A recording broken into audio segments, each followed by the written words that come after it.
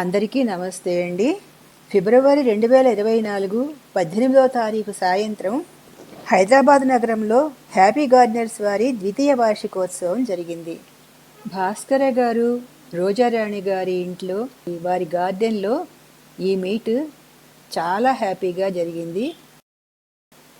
ఈ కార్యక్రమంలో భాగంగా హిమాయత్ నగర్ బ్రాంచ్ గ్రూపు వారు విష్ణుప్రియ గారి సందేశము చూద్దామండి. అదేనండి, విందాము. హిమాయత్ నగర్ బ్రాంచ్ గ్రూపు వారు నాగార్జునరాజు గారు, కమల గారు, నాగకుమారి గారు, మీరా రజవానీ గారు, సునీత గారు వారంతా ఆర్గానిక్గా పండించిన కూరగాయలు, ఆకుకూరలు, అరుదైన మెక్సికన్ కొరియండర్, అప్పారావు సార్ గారికి ఇంకా రఘోత్తమరెడ్డి సార్ గారికి, భాస్కర్ రావు గారు, రోజా గారికి బహుకరించారు. ఇలా ఆర్గానిక్గా పండించడం ఎంత కష్టమో మనందరికీ తెలిసిన విషయమే కదా. వారంతా అప్పారావు గారు సార్ని, రఘోత్తమరెడ్డి సార్ గారిని, భాస్కర్ గారు, రోజా గార్లను, అనిత దేశపాండే గారిని, జానీ గారిని, మాధవి గారిని, దుర్గా శిరీష గారిని సన్మానించారు. ఇప్పుడు విష్ణుప్రియ గారు మనకు ఒక మంచి గొప్ప సందేశాన్ని వినిపిస్తున్నారండి. డైలీ కంపల్సరీ ఏదో ఒక కొత్త విషయం చెప్పడానికి ప్రయత్నం చేస్తాను మ్యామ్. ఒక్కసారిగా వదిలేయడం అస్సలే కుదరదు. ఒక్కసారిగా వదిలేయడం అనేది మెల్లిగా గ్రాడ్యువల్గా వదిలేయడానికి ప్రయత్నం చేయండి. ఒక్కొక్కటి చాలా నెగటివ్స్ ఉంటాయి, వాటిని వదిలేయడానికి ప్రయత్నం చేయండి. అది మీరు మొదలు పెట్టారనుకోండి, మీరు సగం సక్సెస్ అయినట్టే. ముఖ్యంగా మీరు ఫస్ట్ మనమంతా పేరెంట్స్ కాబట్టి పిల్లల్ని కంట్రోల్ చేయండి. వాళ్ళు అస్సలు కొంత కంట్రోల్ చేయడానికి చూడండి. నేను కొన్ని సలహాలు ఇస్తాను. ఫస్ట్ స్విగ్గీలను, జొమాటోలను మీ పిల్లలు వన్స్ అనండి. అసలు దాన్ని వదిలేసండి. లేదు వదిలేరండి, అంత ఈజీ కాదు. మంత్లీ వన్స్ అని చెప్పండి పిల్లల్ని, చెప్పి కొన్ని రిస్ట్రిక్షన్స్ పెడుతూ రండి. అలాగే కొన్ని విషయాలలో, బయటకు వెళ్ళే విషయంలో, ఈ మిద్దె తోటల విషయంలో కంపల్సరీ మీకు వచ్చే అంత వర్కింగ్ పిల్లలే, అంత చదువుకునే పిల్లలే కాబట్టి కంపల్సరీ ఒక డైలీ సండే రోజు ఒక హాఫ్ అన్ అవర్ 1 అవర్ గార్డెన్లో మీకున్న మిద్దె తోటలో కంపల్సరీ అని పెట్టండి. పని చెయ్యాలి, అలా పెట్టండి. అలా చాలా చిన్నవన్నీ ఫస్ట్ మన తరం అయిపోయిందండి. మన తరం అన్ని చూసాము, అన్ని చేసాము. నెక్స్ట్ జనరేషన్ ని మనం ఎలా ఫాలో అప్ చేద్దామనే దాని మీద దృష్టి పెట్టండి. నేను ఎక్కువ దాని మీదనే పెడతాను, ఎందుకంటే నేను నా 58 years old. మా హార్ట్ ఇంకో 4 ఏళ్ళు 5 ఏళ్ళు ఉంటాను.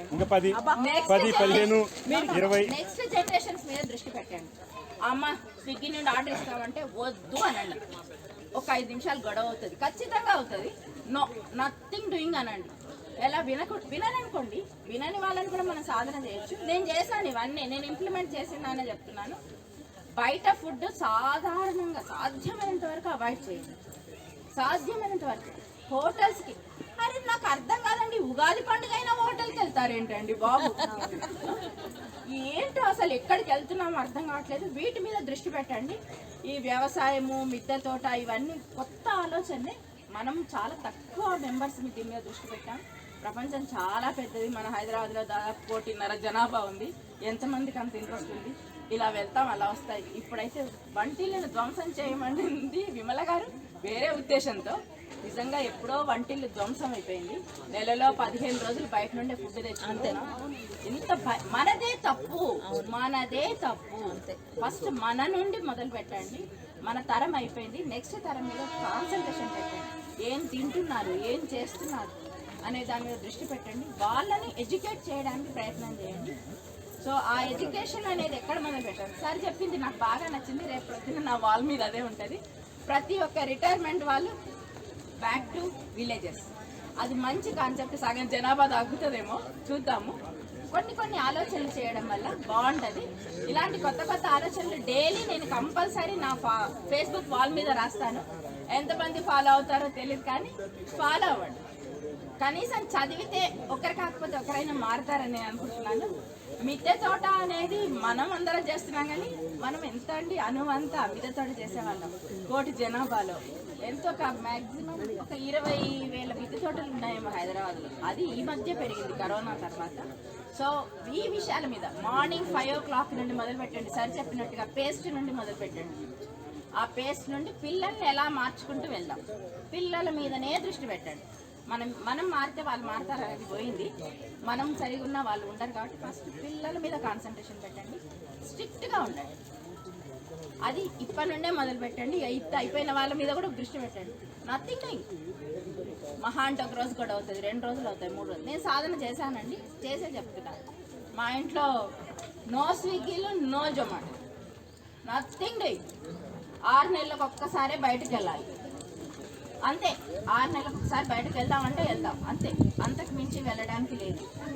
ప్రతి పని అందరం కలిసి చేయాల్సిందే. ఇవాళ నేను నీళ్లు పట్టానంటే తెల్లవారి తను పట్టాల్సిందే. టైం నువ్వు అడ్జస్ట్ చేసుకో అని చెప్తాను. కొంచెం కర్కశంగా ఉంటాను.